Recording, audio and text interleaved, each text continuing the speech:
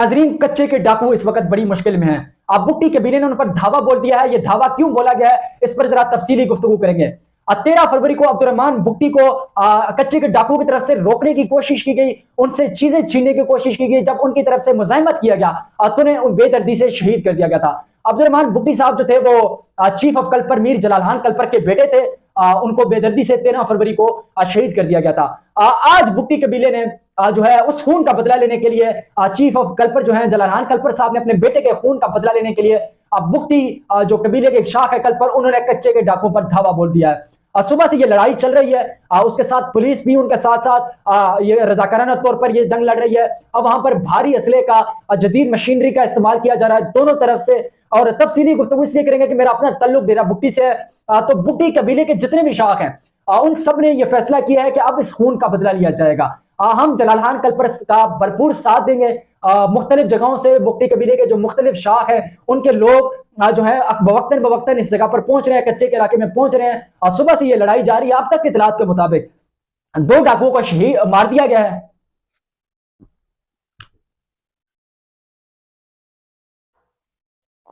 नाज़रीन, कच्चे के डाकू बड़ी मुश्किल में है। ये मुश्किल में क्यों है, इस चीज पर तफसीली गुफ्तगू करेंगे। 13 फरवरी को अब्दुर्रहमान बुट्टी को कच्चे के डाकुओं की तरफ से मोटरवे पर रोका गया और उनसे उनकी चीजें छीनने की कोशिश की, उनकी तरफ से मुजाहिमत किया गया तो उन्हें बेदर्दी से शहीद कर दिया गया। तो आज बुट्टी कबीले ने फैसला किया कि हम उस खून का बदला लेंगे। ये अब्दुर्रहमान बुट्टी साहब चीफ ऑफ कल्पर मीर जलाल खान कल्पर के बेटे थे।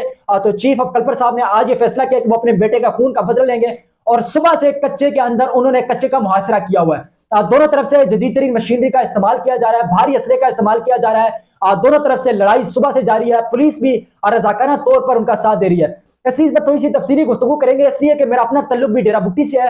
तो तमाम कुछ चीजें मैं आपके सामने ऐसी रखूंगा कि ये कच्चे के डाकू ने बहुत बड़ी गलती कर दी थी। वो जुल्म तो कर रहे थे, लेकिन उन जालिमों ने इस जुल्म करने से पहले सोचा नहीं था कि इसका बदला उन्हें बड़ा खतरनाक चुकाना पड़ेगा। क्योंकि बुट्टी के बारे में यह मशहूर है कि बुट्टी अपना बदला कभी माफ नहीं करता।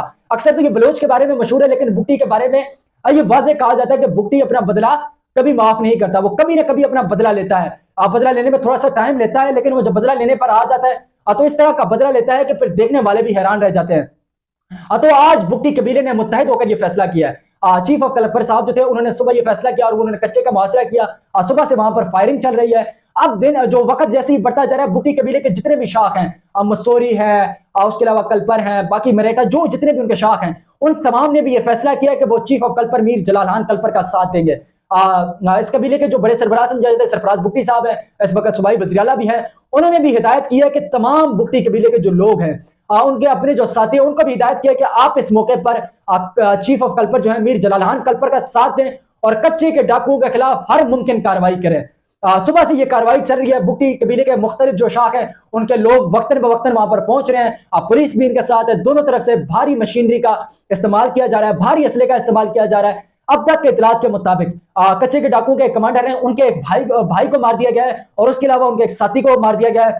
उसके अलावा इतलात के मुताबिक अब तक 7 लोग जख्मी हैं और खबरें ये आ रही है कि शायद 7 से ज्यादा जख्मी हैं और 5-6 से ज्यादा लोग जो है वो इस वक्त तक मार दिए गए हैं, उनको मार दिया गया है। लेकिन ये लड़ाई अब तक जारी है और अब ये शिद्दत इख्तियार कर रही है। कच्चे के डाकू भी अब अपने तरफ से अपनी हिफाजत के लिए वो बाहर निकल रहे हैं। उनकी तरफ से भी अपनी हिफाजत करने की कोशिश की जा रही है और बुट्टी कबीले के जो मुख्तलिफ शाख है उनके लोग भी वक्तन बवक्तन पहुंच रहे हैं। साथ साथ पुलिस भी वहां है और अब पुलिस ने राजनपुर पुलिस को भी तलब कर दिया है, रहीम यार खान अब पुलिस को भी तलब कर लिया है। और ये एक बड़ा ऑपरेशन जो है इस वक्त कच्चे के डाकुओं के खिलाफ किया जा रहा है। उम्मीद है कि यह ऑपरेशन बड़ा कामयाब होगा, क्योंकि बुट्टी कबीले की एक रवायत है कि उन्होंने जब भी बदला लेने का सोचा है तो फिर वो बदला बड़ी बुरी तरीके से लेते हैं। वो फिर 1-2 लोगों से बदला नहीं लेते, वो फिर उस चीज को जड़ से उखाड़ फेंक देते हैं। और सुबह सुबह उनके तरफ से यह भी कहा गया था कि जो इदारे थे वो तो नाकाम हो गए थे, अब ये मौका हमें दिया जाए, हम इस कच्चे को पक्का करके दिखाएंगे।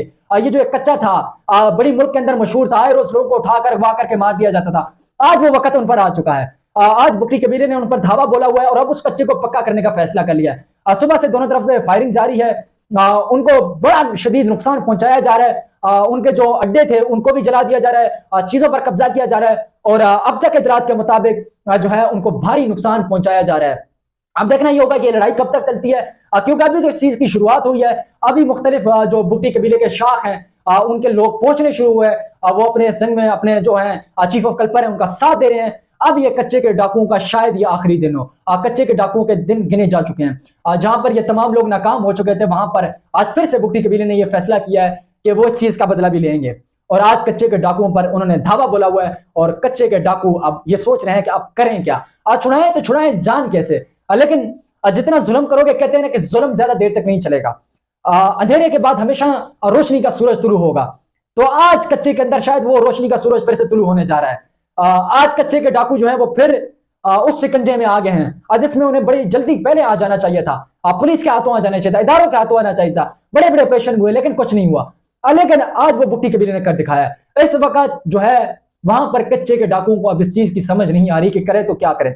इस चीज पर मैं बुगटी कबीले को सलाम पेश करता हूं, मीर जलाल खान कलपर साहब को, उसके अलावा मीर सैयद खान नौकानी साहब हैं उनको, और बाकी शमराद बुगटी साहब को, बड़ा शमराद बुगटी साहब है मसूरी कबीले के वडेरे हैं, उनको सलाम पेश करता हूं। उसके अलावा जेठा नौकानी है, उन्होंने भी कहा कि जी हम भी हर तरह, अब वो मेरे अपने इलाके के हैं और उस इलाके के वो कमांडर भी हैं, उन्होंने उस इलाके के अमन के लिए एक बड़ा कलीदी किरदार अदा किया था हर दौर के अंदर। उन्होंने भी वाज़ेह ऐलान किया है कि हमारी तरफ से भी हर तरह की जो मुमकिन ताउन है हम आपके साथ करेंगे। उनका भी सलाम पेश करता हूँ। सरफराज बुगटी साहब को भी सलाम पेश करता हूँ, उन्होंने भी इस मुश्किल वक्त में अपने बाकी तमाम तर कबीलों को यह हिदायत की है कि आप उनका साथ दें। और सबसे बढ़कर जो है शमराज बुगटी साहब का भी शुक्रिया अदा करते हैं कि वो इस जंग में अब मुत्तहिद हैं। क्योंकि बुगटी कबीले में हमने देखा कि आपस की लड़ाई झगड़े होते रहते हैं, लेकिन जब आए दुश्मन पर वार करने का वक्त, जब आए दुश्मन से बदला लेने का वक्त, तब ये सब लोग मुत्तहिद हो जाते हैं। और आज ये बुगटी कबीले ने फिर से एक दफा साबित कर दिया कि वो अपने दुश्मन के खिलाफ मुत्तहिद हैं। यहाँ पर किसी की कोई आपस में सियासी वो नहीं रही, अब सब मुत्तहिद हो गए। तो इस तमाम मुत्तहिद होने पर मैं तमाम बुगटी कबीले के उन रहनुमाओं को, उन सरबराहों को सलाम पेश करता हूँ। और आज बुगटी कबीले ने फिर यह साबित कर दिया कि जो कोई और ना कर सका वो आज फिर बुगटी कबीले ने कर दिखाया। और इंशाअल्लाह आने वाले वक्त के अंदर बुगटी कबीले जिस तरह पहले इस तरह के मसाइल का हल बड़ी इजीली निकाल लेती है, और इस तरह के बहुत सारी चीजें हैं जिनका हल नहीं निकाला जाता, और बलोचिस्तान के अंदर बड़ी माजरत से बहुत सारी चीजें होती रहती हैं। तो अब बलोचिस्तान के ऊपर भी एक बुगटी साहब आए हुए हैं, तो उम्मीद है कि बलोचिस्तान की तरक्की का हल भी वो बहुत जल्दी निकाल लेंगे।